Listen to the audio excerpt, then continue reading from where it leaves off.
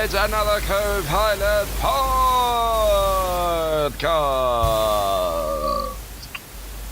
Well, that level of enthusiasm is going to be hard to maintain. I know, but I thought I'd, inject a bit of energy into it this week.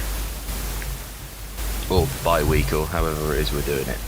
It's bi-weekly, you know that.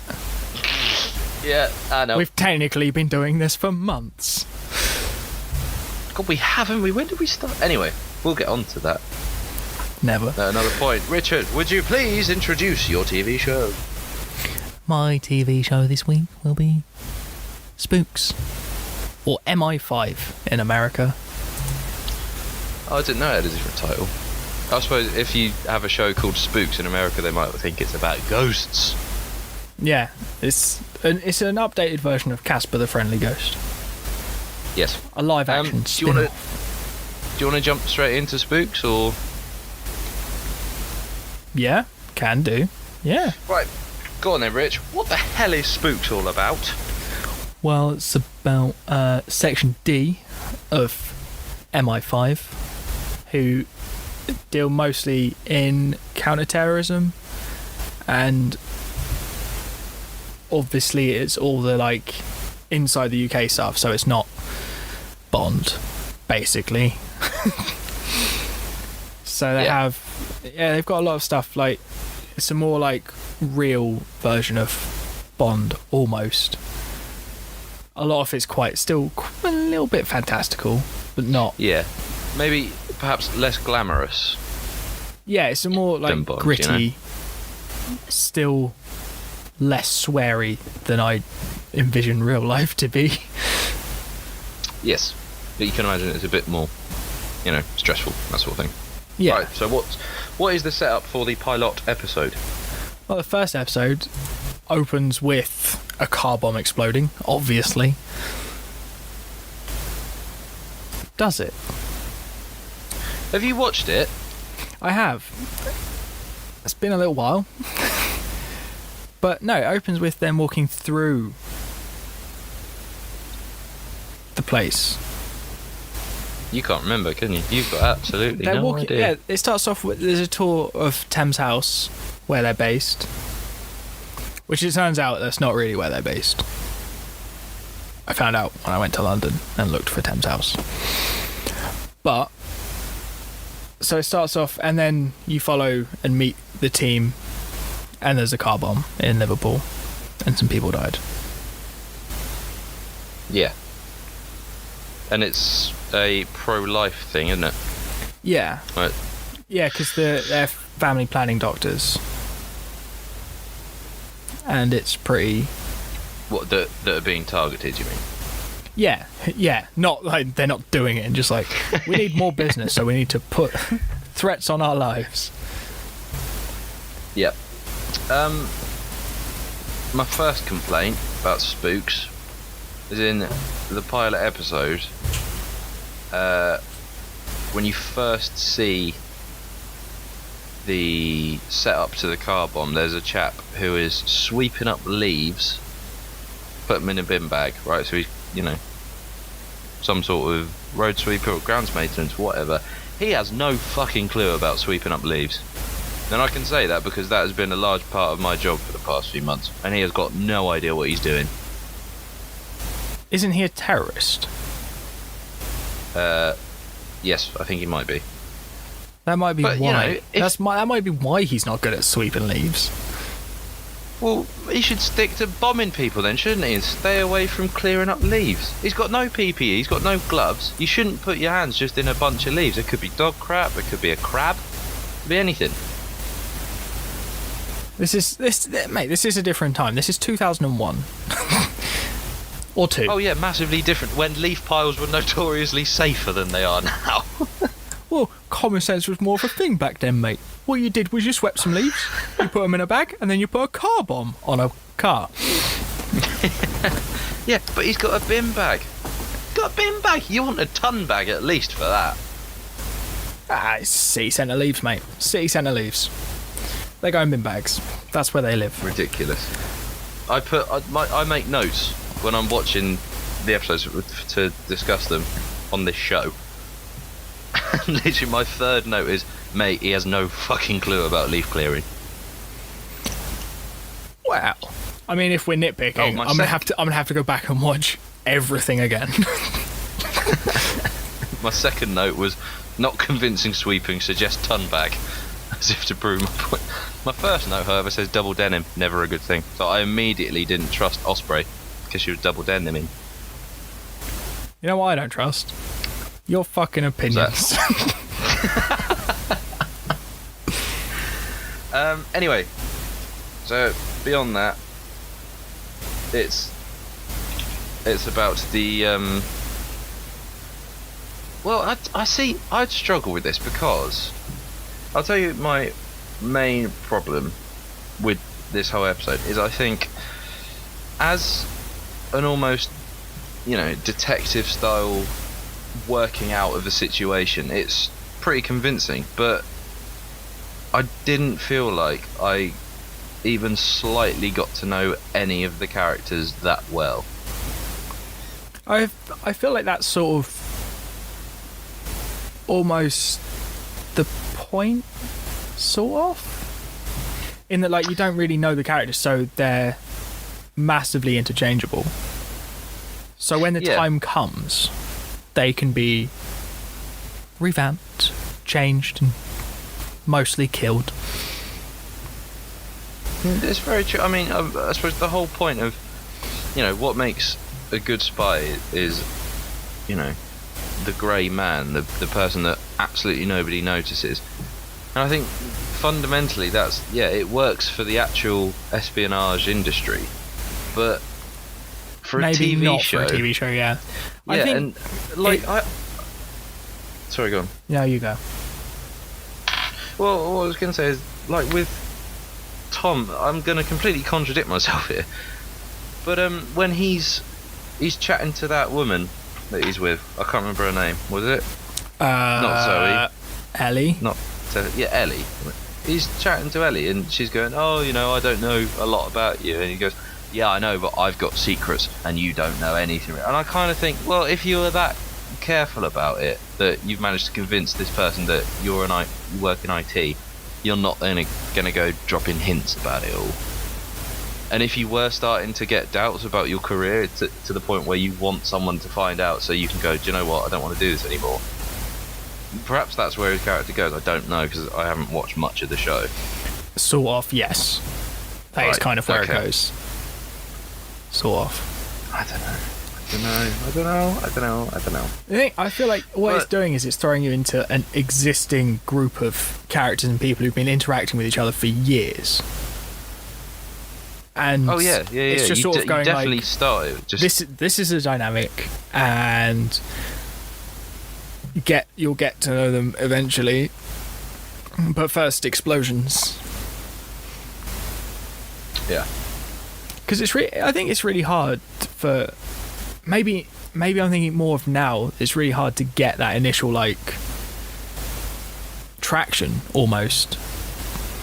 So you're obviously. I'm not sure. I don't think the BBC works the same as a lot of networks, where I think this was already commissioned for a season. So they. Yeah, it works differently but they would have had to pitch this first episode, and they have to get people interested in watching. Yeah, you pretty much. I think it seems to be that if you get a series, then the series stays on the air, unless it's catastrophically bad or offensive or something. But in America you can be like mid-season. Yeah, so I feel like this was more for like a slow burning. You'll get to know these characters, but look at these explosions, and sort of giving you a gist of, like, sort of the stuff that they will do in each episode. Yes. I think that's a fair comment. To be said, in your first episode you want to. Do you know what? Sorry, I've just noticed this. I've got 3 copies of Attack of the Clones, and I've just found 2 copies of The Phantom Menace on my DVD shelf. You have a problem, man. Your Star Wars DVDs are multiplying. I didn't buy them, and why would I buy the worst one 3 times? Because they're cloning themselves. We've been through this. Yeah, that was a good joke. yeah, I see what you mean about it was more, action orientated. This whole episode, like, Yeah, and I suppose that's the I'm whole pretty point. sure isn't it? That's later in the series there are more sort of character-driven, emotional bits yes, that'll set, and I think you sort of get introduced to each character gets their own sort of like they're the main gist of the episode. Like in this one, it mainly focuses on Zoe. okay. I think. Is she the one who seems to be relatively new? No, To the job. that's Sam. Okay. I think. But Zoe's quite established and has been doing this for a while and just sort of gets on with it. And pretty sure that I'm pretty sure you meet a character who dies in episode 2. Oh, really? Yeah, that's quite interesting. like they go, oh, here's this new character. And she's like, oh, I think it might actually be Sam. Oh, And they're that's just a bit like, crap. it's like, hi, I'm new, and it's just like, hi, you're dead. But I'm pretty sure. That's true. Like, it's a show that now we're quite used to with Walking Dead and Game of Thrones. You get quite used to characters being killed off left, right, and centre. But I suppose Spooks it was is one still of the weird early in ones. So. yeah, it was still weird in like a UK show. You don't really get that often. You don't get that show that comes along and goes, oh, you like this guy? He did. You don't really get that much. They're not as quick about it as something like The Walking Dead. Yeah. They really let you get like into a character and then they just go, oh, he's gone. I do seem to remember that about Spooks because I did watch one. Was there a series where Rupert Penry Jones was in it and he was playing Adam? Yeah, he did like 3 seasons, I think. Yeah, I remember I watched, I think it was series 6. And that's something I feel I like sort series of got. 6 was his last one. Maybe. Oh, maybe it was series 5 then. Because I remember him dying. But, I seem to remember thinking, their staff turnover on the show is quite high. Apart from Harry. I believe Harry's the only one that stays in it the whole way through, isn't he? Harry is the only one who's in it all the way through. There are some characters who make it out alive, like Malcolm, but just who leave. don't meet, I think, in the season 1. Yeah, you do. Because he offers a camp bed. Oh, okay. Malcolm survives, but he's not in the whole thing. I thought that was really weird. I've got a camp bed. I'm like, okay, thanks very much. This is a show about spies, is it? They're basically Q branch. Like Malcolm is Q, Okay. but a less fantastical Q branch, which is sometimes disappointing. But he came back for the film, so. Okay, fair enough. And Tom survives. I don't know who Tom is. Oh, Tom/Matthew. Yeah. Yeah, that threw me a little bit because I maybe wasn't paying as much attention as I should have been. And one minute he was being called Tom, and next minute he's being called Matthew, and I was like, oh, maybe he's a slightly different chap or something, but he looks the same. Yeah. Oh, he must be a different character. And then What I quite liked about that whole like Tom Matthew thing is that even like you'd think maybe being a spy you get to turn off occasionally and just be yourself. But this is just a show that just goes, no. And it's just like, you're this guy at work and you go home. You spend all day at work being yourself but pretending to be all these other characters. And then you're like, oh, I get to go home and pretend to be someone else. Yeah. Great. I thought it was quite, because it leaves sort of the only time they really get to be themselves is when they're at work, rather than the other way around for most normal people with their normal jobs and terrorists. yeah, that's true. I hadn't actually thought about that. Yeah, there's a lot of like undertones and stuff that I've noticed because I've watched this whole 10 seasons a lot. What, you've been through it multiple times? I've watched all 10 seasons at least. I've watched each season at least twice, with some seasons I've watched like 3 or 4 times. because they're really good, and they're really short seasons as well. The first season's like 8 episodes. Right? Oh, the first season's only 6 episodes. Yeah, which is standard for a BBC show, isn't it? Yeah, it's like 6, 8, 10, 10, 10, 8, 8, I think. But yeah, I thought it was pretty good. And I don't know. I was really struggling with it, to be honest. I don't know why. I can't put my finger on it. But another thing that I thought was kind of strange, or not strange, but just a bit of a fucking strange direction to go in, is that, you know, it's all about spies, blah blah blah. High stakes, bombs are about to go off, there's terrorist attacks about to happen, and then they spend a couple of minutes chasing a cat because it escapes the house that they're breaking into. The house. Yeah, I think that's sort of like the comic relief bit. It's a weird mix of like glamorous, dangerous action, not glamorous, but you know, high stakes, high octane, you know, panic, and then there's the mix with the weirdest British twee. Oh, someone's let the cat out, quick. Oh, it's gone up a tree, is it? Oh, quick, we'll call the fire brigade, shall we?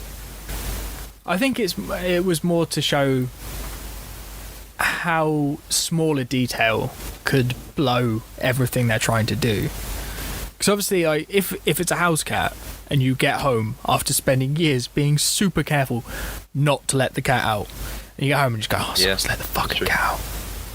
And you're a terrorist, and you're like, someone's been here and bugged my house. Because obviously you're a terrorist, you're paranoid. You're paranoid that they're coming for you. Which they are. Yeah. And then you're like, someone's let my fucking cat out. I'm sad. That was the only bit that I engaged with completely, or like where I thought, okay, fair enough, this is getting quite good now, is when they're tailing Mary, and then he steps out and he's like, look, we even know what coffee you like. I was like, oh yeah, that was a bit of a fuck you moment. I did enjoy that. And then the interrogation following that was brilliant.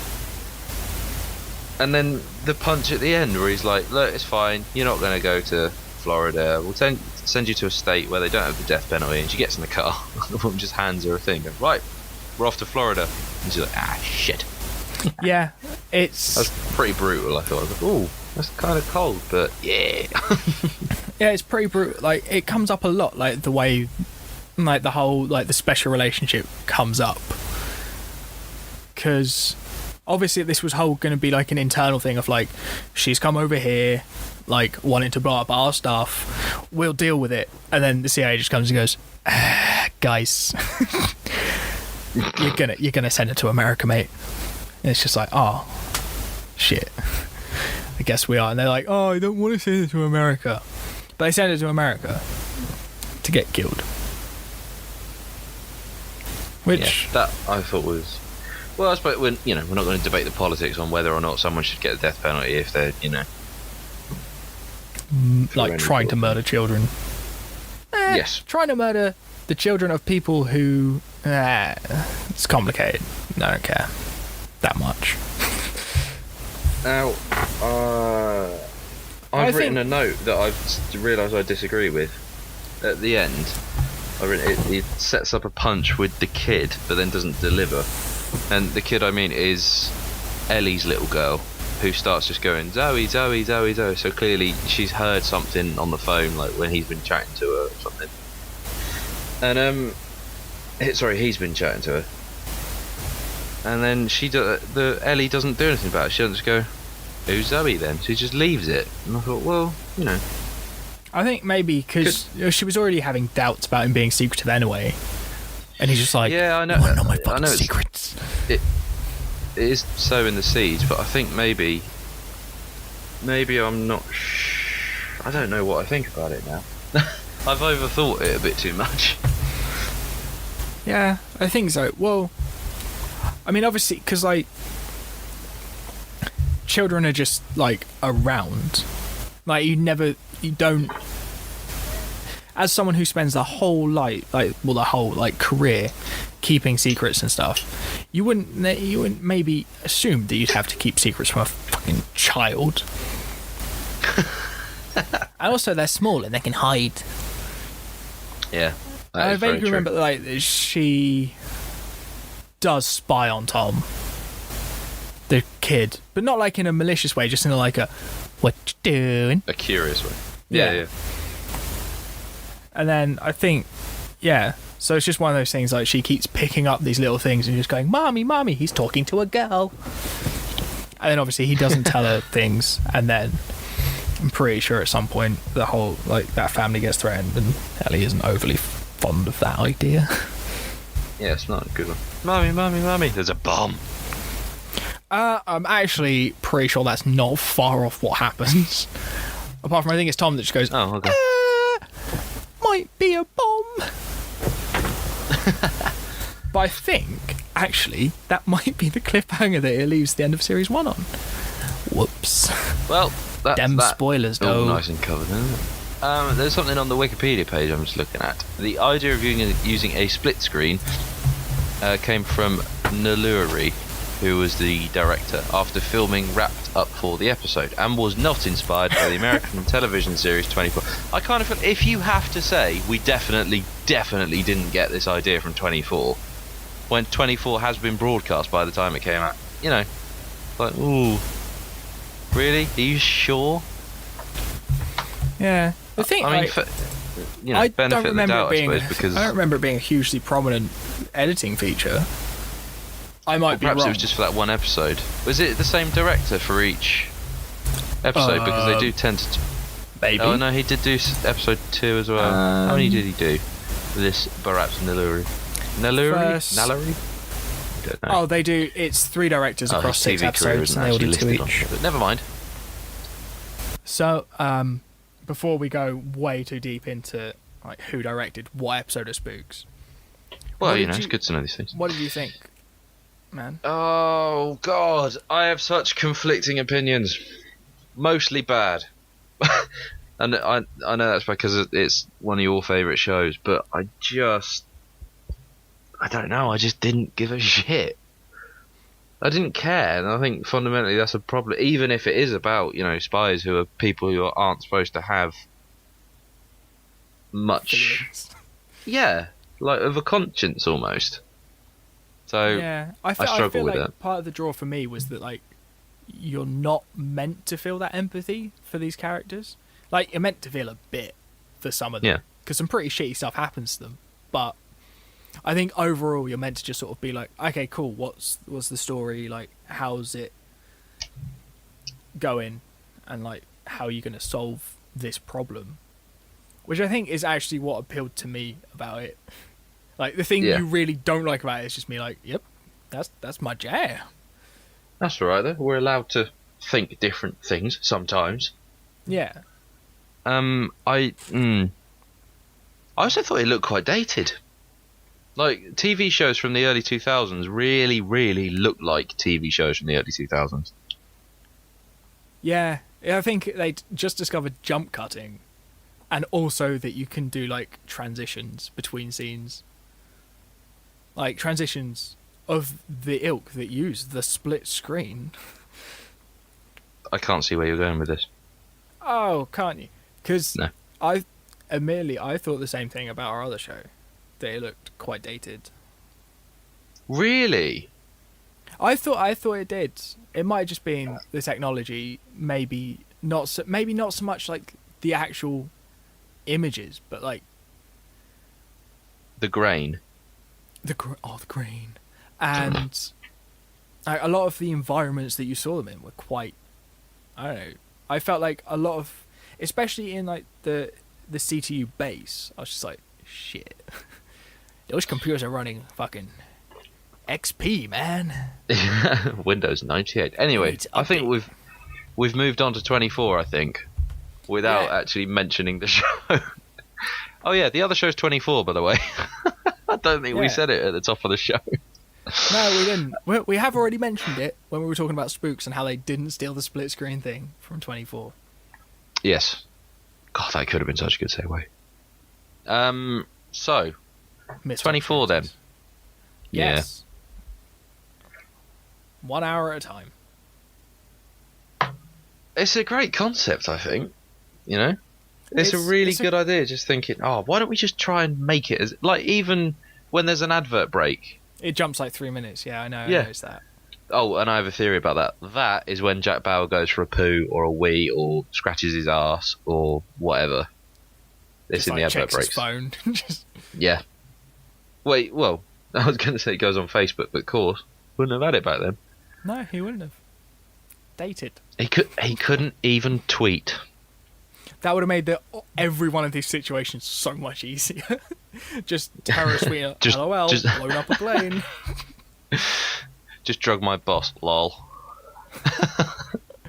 Okay, so Jack Bauer, he works for the counter-terrorist unit, and they learn between midnight and 1 a.m. in Los Angeles on Super Tuesday, which is a thing that I don't know what it is. There is going to be an assassination attempt on the life of Senator David Palmer, who is attempting to become president of the United States.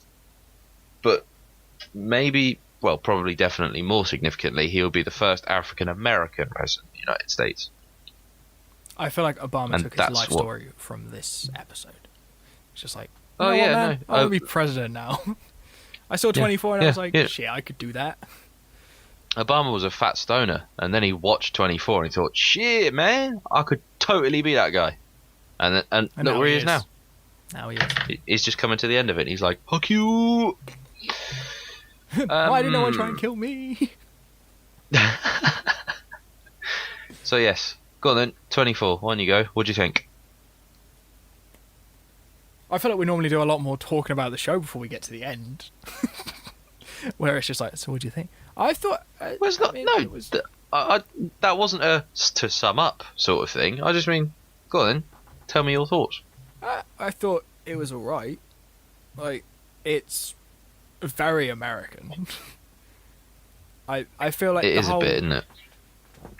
like, but we've started getting quite good at pairing the shows we put together off, because a lot of the stuff I feel is sort of similar Yes. to Tom's story in Spooks, Like- in that he wants to Yeah. be a family man, but like his job keeps getting in the way of that.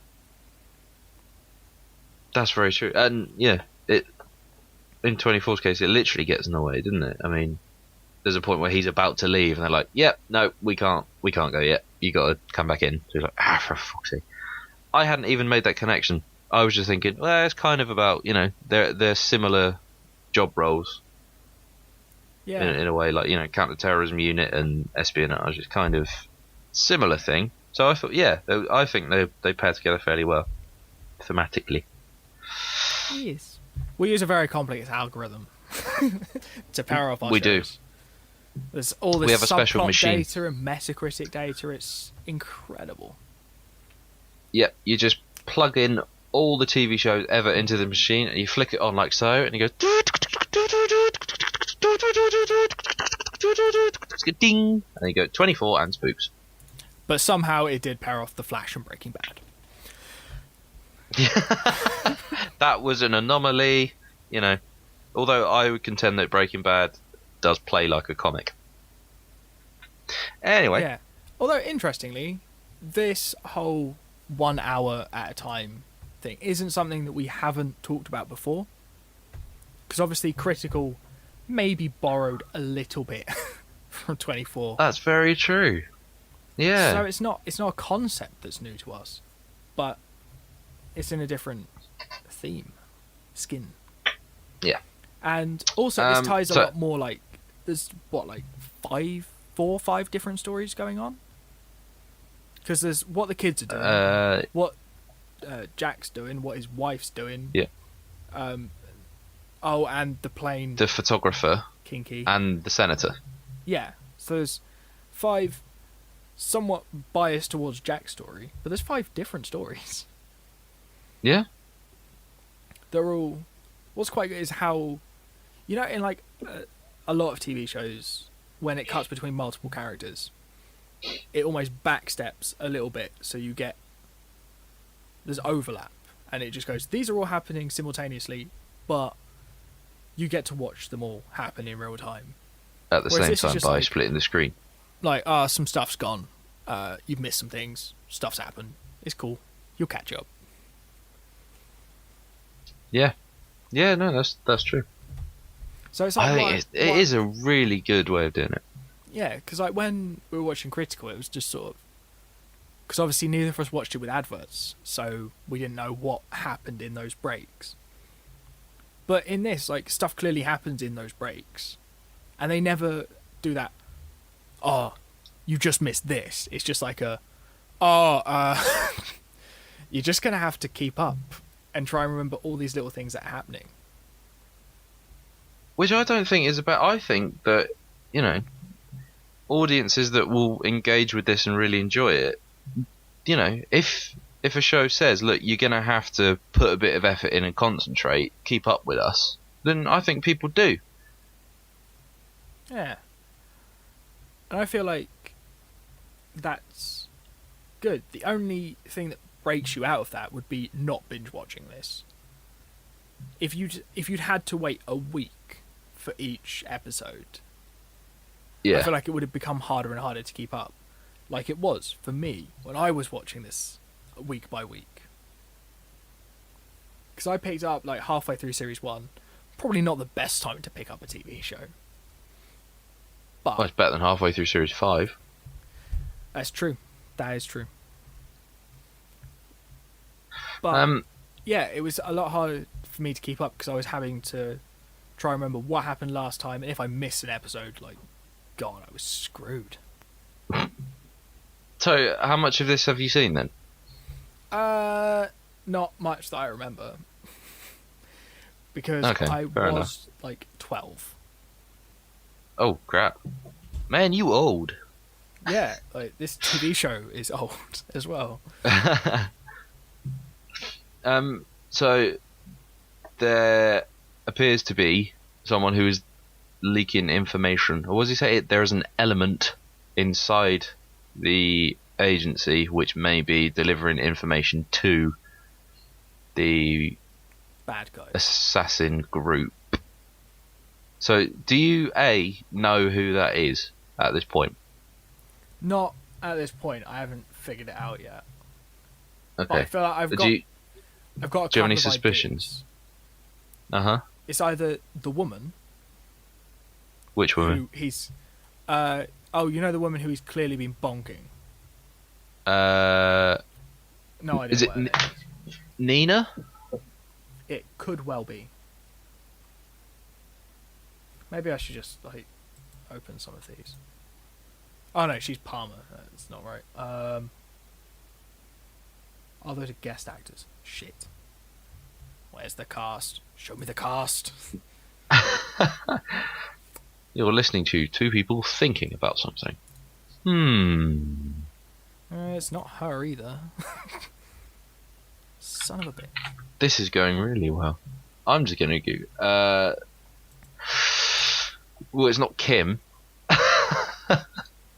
No, yeah, I thought it was. Yeah, Nina is the one that he's been touching butts with, I think.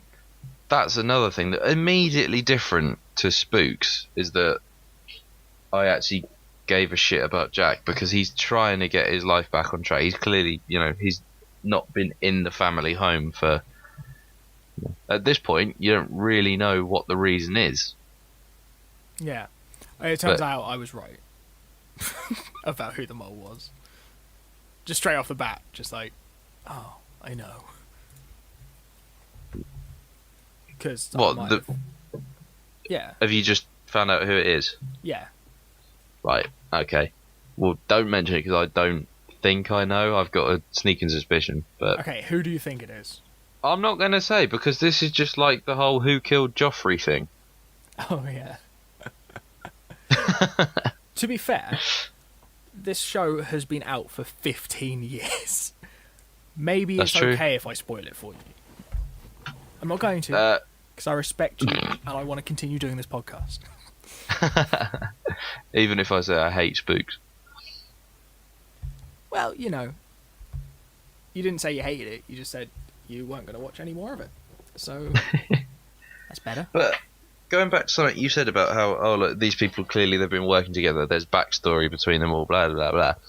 I think It's the same when when the district director comes in and says, "Look, we think there's a traitor," and Jack immediately goes, "Look, you know that I built a case against 3 of our own agents for taking bribes, and I got them for it.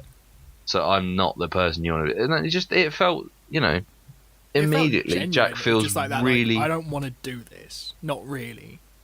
Yeah, and he feels immediately developed, whereas Tom, Matthew, Steve, whatever his name is just like, "Oh, I'm a little bit dull, and no, but there's secrets you don't know about me." That's fair. So I think, you know. I don't know how true that is you. of all the characters that are in this. It's true of Jack. But I think there's Yeah, some that's other true. characters that clearly have some backstory that they're just not going to tell us about. Oh, and is Especially that in more the of pilot. a I'm factor talking in about, Spooks? like, Palmer. Because he who's gets Palmer? off the phone and it's just like, what? Like, why did that make you so angry? And what were they talking about? But at the same time, it didn't leave me sort of going like, I want to know. It left me sort of going like, why not? Just tell us. Tell your wife. Oh, yeah. Well, I think there's elements in a pilot where you have to sow seeds for future episodes, and I think that is quite a major one. Yeah. I was like, oh, you've got to keep I watching. feel like this is another show that was going to be made. Because this doesn't feel like sort of a pilot, like in the way that with a lot of the other shows that we talked about, there's a lot of like, they don't leave that many stories open for continuing. So they have What, in like, case is one and done? in case like it doesn't go that far. So this has sort of gone like, okay, here's 5 stories that they're all open ended. There's a lot of stuff that we haven't explained. If they don't pick us up and you see this, you are going to be left wholly disappointed. And I feel like it's the same with Spooks. Like they're sort of more slow burning. And this only has 1 bomb. Spooks had 20. Like, come on. It's got an It's a numbers improved game bomb now. factor of 20. Unbelievable. Yeah, I mean they're both that sort of different countries' ways of dealing with terrorism, which is that makes them quite an interesting contrast. I feel. Well, I think it will do, because at the minute, you know, in 24, with Spooks, it's like an episode of the X-Files, like a monster of the week. Oh, okay, you've got a self-contained story within the series.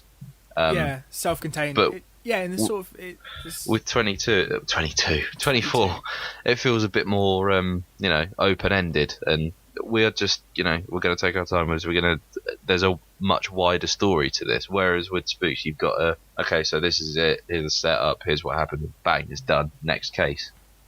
I can see that, because they're dealing with a higher volume of different incidents, but this is one.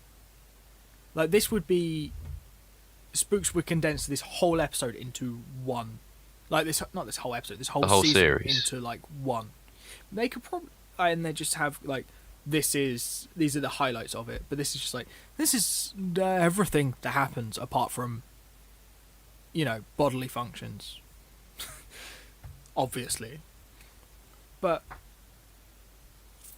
I felt like they were very quick to reveal who the big bad would be. Because obviously it's the lady on the plane who sort of blows it up.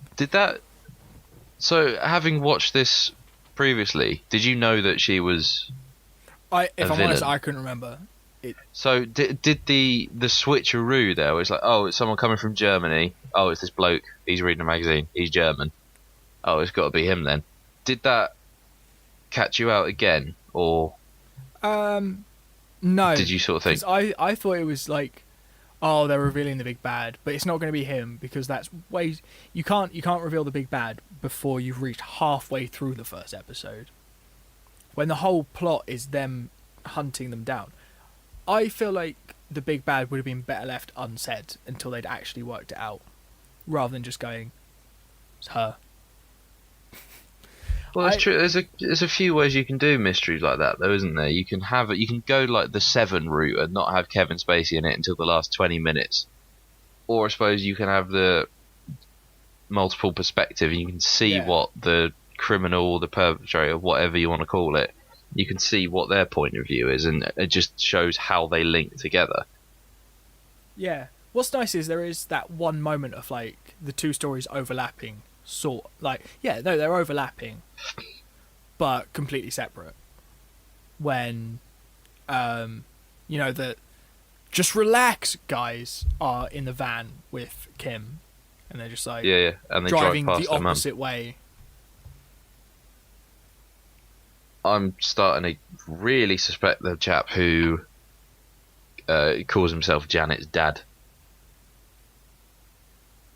I don't think that his intentions are entirely honourable. I think apart from the Bauer family, I don't think I trust anyone else. Well, even then, still not 100%. Yeah. Well, I feel like Kim's just that rebellious teenager who is just like, yep, you're a stereotype. Yeah, that was a shame. It's just gonna get into shit. It was quite nice to see, like, after the of his separation and reconciliation of the Bauer parental unit, that she hated the mum rather than the dad, like it normally is. And I was just like, that's nice. But that's nice that you hate your mum. I was just like, it's nice that it's that way round, but fuck off. Like, oh yeah, no, I totally get it. Well, I suppose Mason does say don't trust anybody, and then he himself turns out to be untrustworthy because he took 200 grand from that old operation. No, it was the other guy tells him. You know, the big fucking what's his name? The director, the Walsh district. Says like don't trust anyone. Walsh, sorry, I think I meant Walsh. But you said Mason, who's the other guy. Well, I'm lost now. I thought he was going to shoot him like full on. I didn't think that was a trank gun. I thought that was like real bullets gun. I didn't either. I was just like, oh, he's gonna. Like, that's really quick. Like, you can't just start shooting. Like the first guy who comes to your office, and you just go, I'm gonna fucking kill this one. Just like, that's not okay. Like, you're having a breakdown. I think I mixed up the characters there. I thought Walsh and Mason were the same person for some reason.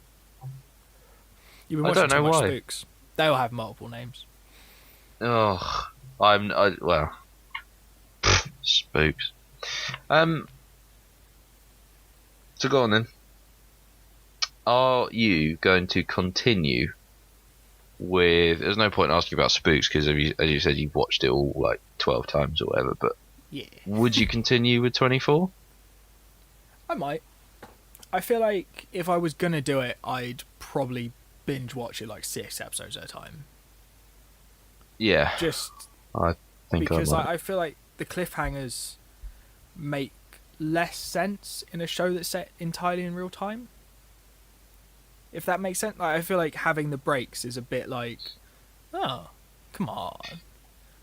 Yeah, so you'd sit down with 24 hours to kill, you take a whole day off work, just watch them all, an entire series in one day. Yeah. God, that would be horrible. It'd be exhausting. Yeah, I think I've done it with films, but I feel like watching 24 episodes of something would be a bit like, ugh.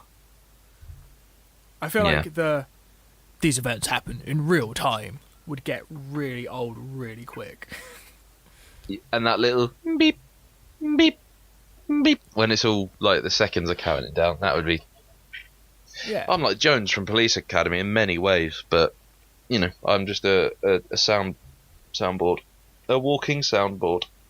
Yeah. But I mean, like, looking at it, like, 24's had more of an impact on, like, other media than... Because I've seen, like, that format of, like, this is happening in real time, but not really in, like, a lot of, like, YouTube content and stuff. I see it all over the place. And obviously it's in The Simpsons somewhere, I imagine. And Family Guy did it as well. Yeah. So, like, it's... But, yeah, obviously Spooks doesn't have that because it's British. I don't think that having that is a measure of how successful your TV show's been, though. I think it might be a measure of how, like, unique the premise is, or was, until Critical, really. Because there's not a lot of real-time TV shows, which I feel, for the right story, works. Like, for Critical, it worked really well, because otherwise it's just another hospital drama. Yeah. For this, it works really well, because it shows... Because, like, at some point, he's going to get tired. And if I continue watching, or you can maybe tell me if you continue watching it, like, if that plays an effect. Because I know what it's like to be up for, like... Because he's probably been up, like, the day before, and was maybe thinking about going to bed when this all started. So he's going to hit that wall, and it's going to hurt. And I hope that he makes some, like, wrong choices because of, like, that. And he doesn't just do the American hero thing of just being like, I can power through anything. Just give me a tank. That's a really good point. Yeah, it would make him seem much more human and much more, sympathetic. I feel like if that weren't weaknesses to happen, like if he wasn't going to get tired and start making, like, maybe not entirely wrong choices, but just really, like, rash, snap decisions. If that doesn't happen, like, I would be disappointed. Yeah, I think that's a very good point. I hadn't thought of that, but I like it. I very much like your thinking. I'm all about the immersion, mate. All about the immersion. What about you? You have already told me that you are, but tell the listener at home. I am definitely going to be persisting with 24, like, so much so that I watched the pilot, and weirdly enough it's the second time I've watched that pilot, because I did try and get into it a while ago when it was all on Netflix. It's not on there anymore, and on the strength of that pilot, the second time around I bought the first 3 series on DVD for £7 on eBay, and they're on their way to me now, and I will be watching them, and I'm really looking forward to it. I think it might be the best pilot definitely the best pilot that, in my opinion, that we've done shows about. And I don't know, but it might be... Well, it's definitely one of the best pilots ever that I've seen. That's pretty bold. It's got some pretty heavy company for opening episodes of TV shows. Because, we've covered Him and Her, right? And Daredevil, you like that too. And Jessica and Breaking Jones Bad. And Breaking Bad. You know that thing that I wrote a dissertation on at university? That thing? Yeah, so that's pretty... I'm surprised, actually. Like, genuinely a little bit just like, shit. Wow. Well, tastes changed, didn't they? But not to say that I don't still love the pilot for Breaking Bad. That's definitely one of the best pilots. But 24 is up there. Yeah, that's... With pilots, I think. Just looking at the other things that we've done, out of the only thing that, the 2 that I'd say are anywhere near close to 24 is Breaking Bad and Daredevil. I'm surprised. I thought Him and Her was going to be one of those, if I'm honest. Because, like, man, that episode was just I do love gushing Him and Her. about Him and Her. Just like I listened to, like, the Him and Her bit, which is like, I don't think we've mentioned the pilot. I think we just talked about how much we loved the whole show. Yeah, that is a good show, but it's very different. I mean, in terms of, like, American drama. Oh, definitely, it's one of the better American pilots that I've seen. Because while a lot of the shows we've covered are American,